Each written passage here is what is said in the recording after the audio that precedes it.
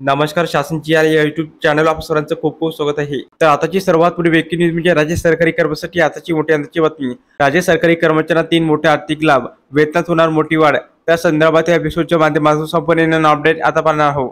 तत्पूर्वी मी आपल्याला सांगू इच्छितो, आपण चॅनल नसेल तर चॅनलला सबस्क्राईब करायला चला आजचे अपडेट सविस्तर समजून घेऊ. चला सुरू करूया.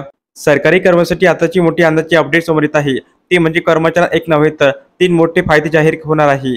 या संदर्भात सविस्तर मोठे अंदाजचे अपडेट पुढील प्रमाणे जाणून घेऊया. डे मधील मोठी वाढ. माहे एप्रिल ते मे महिन्यात लोकसभेच्या सार्वत्रिक निवडणुका जाहीर करण्यात आलेल्या आहे.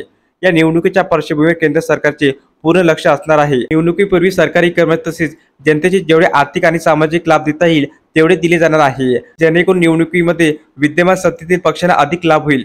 सध्या केंद्रीय कर्मचाऱ्यांना माहे जुलै 2023 पासून 46% दराने महागाई भत्ता लागू आहे. आता यामध्ये आणखी 5% वाढ केंद्र सरकारकडून माहे जानेवारी 24 पासून लागू करण्यात येणार असल्याची मोठी खुशखबर समोर येत आहे. केंद्र सरकारकडून डे वाढीबाबतचा प्रस्तावास मंजुरी प्राप्त झाली असून फक्त जाहीर करणे बाकी आहे. येत्या अर्थसंकल्पाबाबत याबाबत मोठी घोषणा होण्याची दाट शक्यता वर्तवली जात आहे, कारण कामगार विभागाकडून ऑल इंडिया ग्राहक निर्देशिका जाहीर करण्यात आलेल्या असल्याने डीए मधील वाढीबाबत केंद्र सरकारकडून लवकरच निर्णय घेतला जाणार आहे.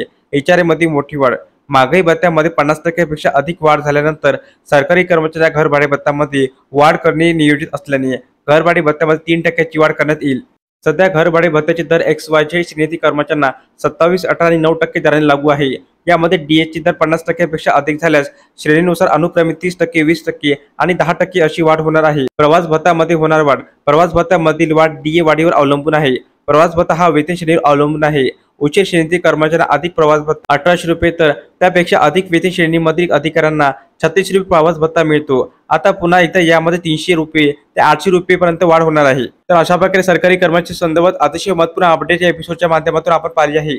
तर हा व्हिडिओ आपण आवडला असेल तर चॅनलला नक्की सबस्क्राईब करा, लाईक करा, कमेंट करा आणि असेच नवनवीन अपडेट मिळवण्यासाठी शासनच्या YouTube चॅनलला सबस्क्राईब करायला अजिबात विसरू नका. धन्यवाद.